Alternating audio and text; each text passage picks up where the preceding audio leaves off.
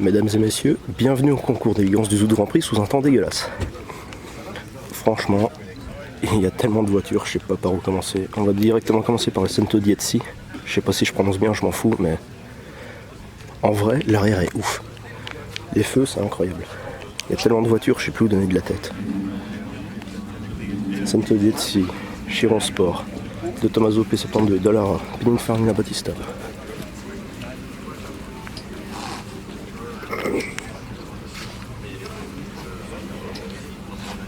Première Chiron Sport que je vois, putain, la Cento Diezzi est ouf en vrai.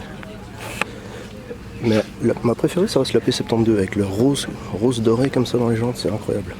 L'avant est encore plus ouf que l'arrière. Il y a plein de détails que j'ai jamais vu, genre la calandre. Et là on voit tout à travers la calandre. C'est incroyable.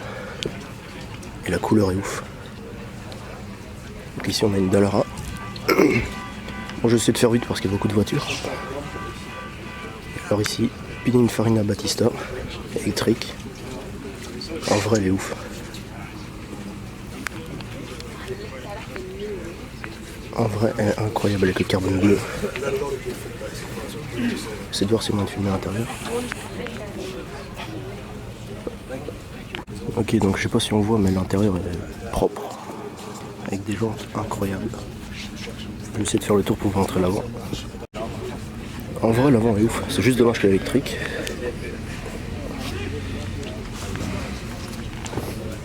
Donc ici, on a la Dallara. Ma préférée, la SP72. Elle est ouf. Elle est incroyable. Elle a des lignes de ouf. Waouh. Chiron Sport et Cento Diezzi. Donc là je suis allé un peu plus loin parce que t'as le mec de Bugatti qui fait une présentation, enfin il présente toutes les voitures. Donc ici on a une vraie B110 et là on a une Veyron. Celle-là j'ai déjà vu rouler pour le Rallye Télévis. Je reconnais la plaque. Elle est incroyable. Très très belle. Alors j'ai vu là-bas tout au loin, il y a du très très lourd. J'irai voir après mais il y a du très très lourd. C'est juste dommage qu'il pleut. Enfin d'un autre côté c'est bien, il y aura peut-être moins de monde. Mais putain les voitures de ouf qu'il y a ici. J'arrive pas à y croire.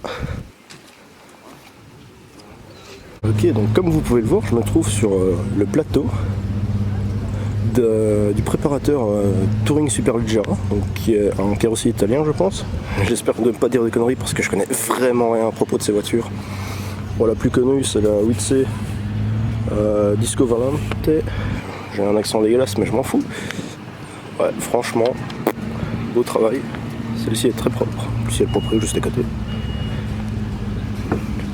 Celle-là je vais pas essayer de la prononcer parce que le nom est imprononçable. Donc ici on a une 8C Disco Volante Spider. Donc comme vous pouvez voir, c'est pas comme l'autre qui est là. Il y a un double bosselage à l'arrière. Très très beau, franchement j'adore. Je préfère celle-là à la coupée. Avec tout le toit en carbone, c'est ouf. Il y a un petit feu stop au milieu comme sur les Speedster de Porsche. Là on dirait une Ferrari F12. Et du coup celle-ci c'est une Berlinetta. Oh le bruit. Une Berlinetta Lusso. L'arrière je suis moins fan mais par contre l'avant est extrêmement beau. Truc de ouf. Ouais des côtés le seul truc qui cloche un peu sa petite fenêtre à la fin, c'est dommage. Mais sinon elle est ultra belle.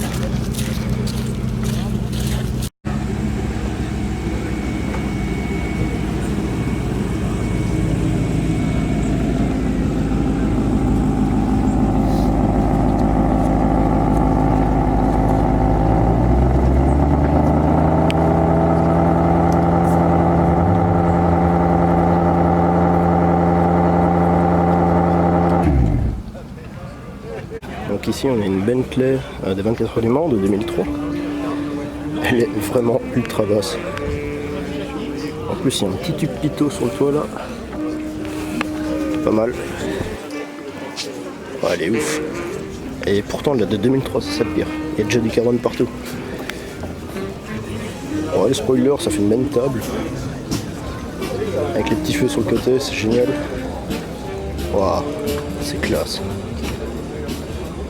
Donc ici on a la fameuse CLK GTR du garage de Mans que j'ai été visiter en janvier je pense. Première vidéo que j'ai fait, malaisante, ça rappelle. La CLK GTR 1929, numéro 2 sur les 25. Il y en a 25 produites et celle-ci c'est un numéro 2. Incroyable de la retrouver ici, c'est ouf. Donc ici on a la 992 Carrera 4S Belgian Légende Edition pour les 70-50 Jackie X.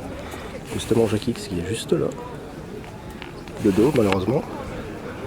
75 exemplaires qui est pour la Belgique. À mon avis déjà tous vendus, hein, comme d'hab. Avec un bleu, un très très beau bleu. Même les jantes sont bleues. Et alors le petit détail qui tue. C'est le petit drapeau belge avec le Jackie X. Elle est ouf. Elle est super belle, avec les jantes bleues comme ça. J'adore. Elle est magnifique. Alors ici on a toute une ligne des voitures qui ont participé aux 24 heures de Spa. Avec certaines que j'ai déjà vu rouler pendant les Spa classiques. Ouais, celle-là aussi. Pas celle-là par contre. Et alors là on a une MC12 GT1.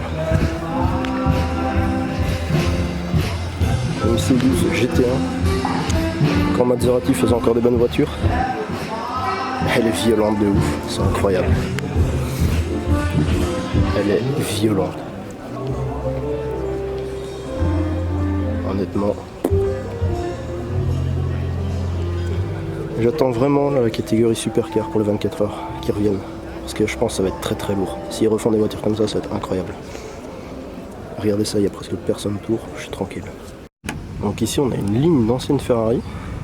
275 GTB, 250 GT, 250 GTE et 250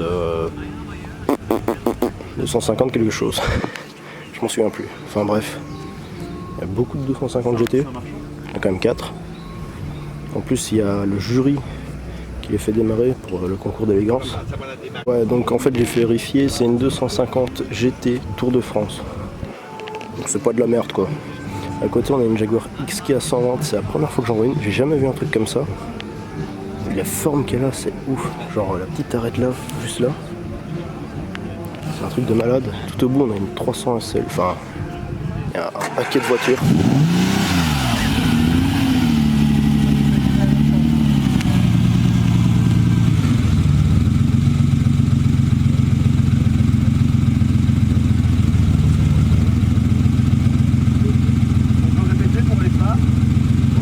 Ok, donc ici on a une Type 43 qui a appartenu au roi Léopold. Donc en fait toutes les voitures qui se trouvent de ce côté-ci, donc jusque ouais, tout là-bas, vous verrez pas, mais une 500 SE cabriolet. Tout ça a appartenu à la famille royale et de l'autre côté c'est pour fêter les 100 ans de Bentley. Et alors ici on a une 4ème ou 5ème, je sais plus, je m'y perds, 250 GT. Mais celle-ci c'est une Europa. Avec une plaque du Montana. Donc ici on a une Mercedes 540K cabriolet A des années, bon, fin des années 20, début des années 30. Elle est incroyablement belle. Les couleurs sont ouf, le bleu foncé. D'après ce que j'ai compris, elle appartenait à une femme qui tenait une boîte de nuit qui s'appelait La Roulotte à Paris. Regardez, il y a encore le petit F. Et alors le petit détail comme ça qui tue, genre t'as la petite étoile dans le feu là, t'as la petite étoile ici pour le réservoir avec écrit Mercedes-Benz, c'est un truc de ouf. Les séries 500 de ces années-là, c'est mes Mercedes préférées. Dans les anciennes, elles sont ultra belles. Le seul truc que je trouve dommage, c'est le petit feu là, 3ème. Sinon, elle est incroyable. Alors au loin, je vois une Ferrari mondiale sur un tapis rouge avec des trucs dorés à côté. Des barrières dorées, je me fais. Ouais, ok. Ben, figurez-vous qu'en fait, cette Ferrari mondiale cabriolet a appartenu au pape Jean-Paul II. Et elle a été vendue aux enchères en 2012 et je pense qu'il l'a eu vers 1988 quand il a été visité l'usine Ferrari à Fiorano. Donc c'est la véritable Ferrari du pape Jean-Paul II. Incroyable. Donc ici on a une magnifique 300 SL. Il n'y a que 2 exemplaires au monde d'après ce que j'ai compris. Elle a été créée pour un championnat aux États-Unis dans les années 57 je pense. Elle est incroyable. Donc c'est une 300 SL sans toit, sans pare-brise, sans rien. C'est ouf. Avec l'intérieur, c'est incroyable.